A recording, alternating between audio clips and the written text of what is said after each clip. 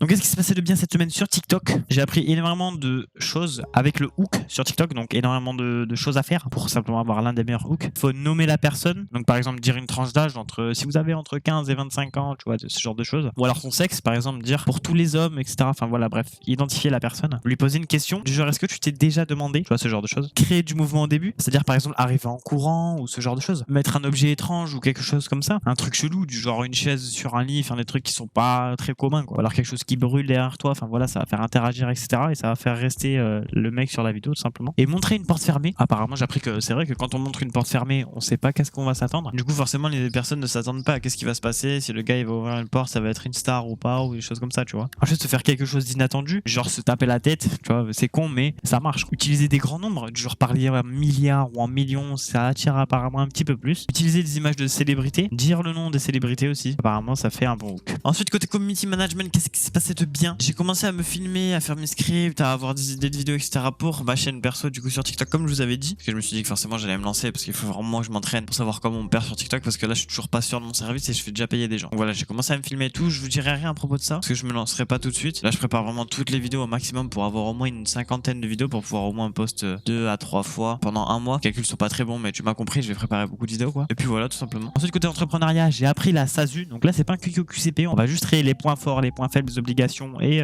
simplement les informations à propos de ce statut. Les informations à propos de la SASU, c'est qu'on peut commencer avec un capital de 1 euro. Voilà, il n'y a pas de capital minimum en gros, mais voilà, c'est mieux quand même de mettre un plus gros capital, on sait très bien pourquoi. Elle peut se faire créer par une personne physique comme une personne morale. On peut percevoir des salaires comme des dividendes, vraiment c'est très flexible. Les obligations, c'est automatiquement à l'impôt sur les sociétés, forcément vu que c'est une société. On est directement assimilé salarié et on paye 75% de charges sociales, ce qui est assez énorme, mais au moins on est très très bien protégé. Ça doit être dirigé par un président obligatoirement, comparé à l'EURL où c'est dirigé par un gérant. On est directement assujetti à la TVA, forcément vu qu'on est en société. Les avantages, le patrimoine perso est bien séparé du patrimoine pro, comme ça en cas de dette, rien n'est pris dans notre maison en gros. En même temps c'est normal si on paye 75% de charges sociales, voilà. Plus simple qu'une SAS, l'entrepreneur peut prendre des décisions seul pour l'entreprise, forcément parce qu'il n'a pas d'associé. Une évolution simple en SAS, voilà, vu que c'est le statut unipersonnel de SAS, forcément pour évoluer en SAS c'est très très facile. Les désavantages, c'est processus de création assez compliqué. Il peut y avoir une double imposition si l'on se verse des dividendes et il n'y a pas de cotisation au chômage malheureusement. Donc voilà à propos de la SASU. Ensuite j'ai voulu apprendre du coup la réduction de 18% dans je sais plus quoi là, quand on crée une entreprise dans une zone revitalisée. Donc ça vraiment il y a eu beaucoup trop de contraintes, vraiment j'ai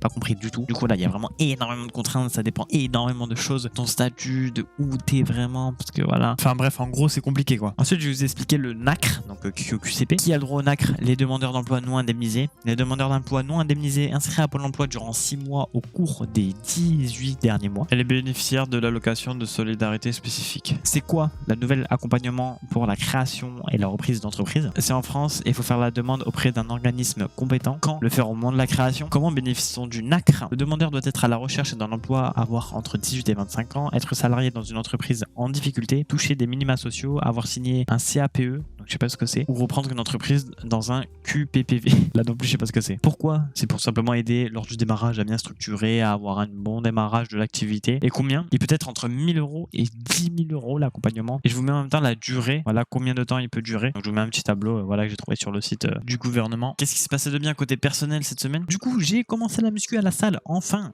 oui j'ai commencé la muscu, ça fait vraiment plaisir. Donc là j'y vais absolument tous les jours, il y a juste samedi dernier que je suis pas y allé et puis dimanche je suis pas y allé mais j'ai fait des abdos chez moi. Je parle samedi de la semaine dernière bien sûr, pas celui-là. Ensuite j'ai vendu mon écran et puis mon support écran pour un total de 195 euros, donc le support écran plus mon écran principal, celui à 165 Hz. Et donc je vous mets mon setup à l'écran comme ça vous voyez à peu près ce que j'ai vendu, je vous mettrai des flèches ou un truc comme ça. Et puis d'ailleurs si vous êtes intéressé vraiment, je vends vraiment tout, comme je vous ai dit voilà la situation, je compte partir etc.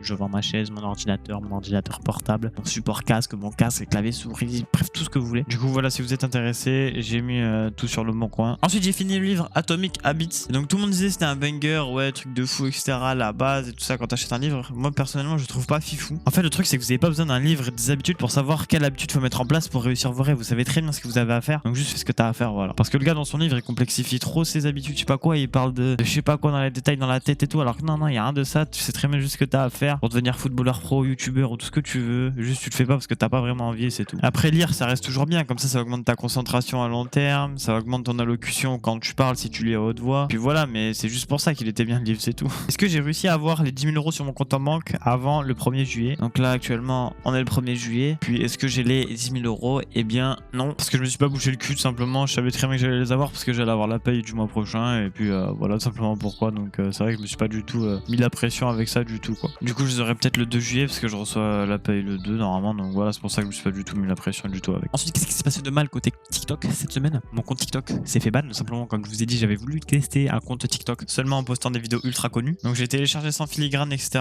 Et puis TikTok a quand même dû voir que c'était du copier-coller. Du coup, ils m'ont vraiment fait un shadow ban, quoi. Et du coup, je faisais 0 vues après. Donc après, j'avais arrêté, j'ai recommencé 2 jours après pour savoir si c'était toujours le cas. Et puis ouais, j'étais toujours shadow ban. J'avais fait quoi, 300, 400 vues. Bref, je vous mets les images à l'écran. Puis voilà, quoi. Du coup, c'est une idée de merde, en gros. Ensuite, côté community management, qu'est-ce qui s'est passé de mal cette semaine? Simplement, j'ai arrêté avec mon client, donc Jamas. Parce que voilà, ça c'était pas du tout sérieux. J'avais pas accès à son compte, c'était chiant. À part lui faire de montage vidéo, je faisais rien du tout. Et encore, lui, il me donnait jamais de vidéo à monter. Donc voilà, c'était lent. Je communiquais pas avec lui et tout ça. Bref, vers la fin, c'était le bordel, quoi. Et du coup, c'est pour ça que maintenant, je vais gérer mon compte perso à moi, plus Aurore, donc ma nouvelle cliente. Qu'est-ce qui s'est passé de mal côté personnel? Donc simplement, samedi, j'ai profité de fou. Donc samedi dernier, le 22, je crois que c'était. J'ai pris une journée entière, vraiment, carrément une journée entière pour ça. Donc voilà, quoi, j'ai bien profité. Et puis, j'ai pas forcément bu, etc. Mais j'ai gaspillé un petit peu d'argent. Je crois que j'ai gaspillé 2,50 € pour le bus. Après, 6 € ou quoi au bar, parce que c'était le bar. Enfin bref, j'ai gaspillé d'argent. Ça m'a rien apporté. Bref, ça me casse les couilles. Ah oui, d'ailleurs, j'ai oublié de préciser mon abonnement. Du coup, à la salle coûte 35 € par mois. Voilà, donc on retirera 35 € par mois sur tout ce que je gagne. Donc ensuite, à partir de la semaine prochaine, je vais vous dire simplement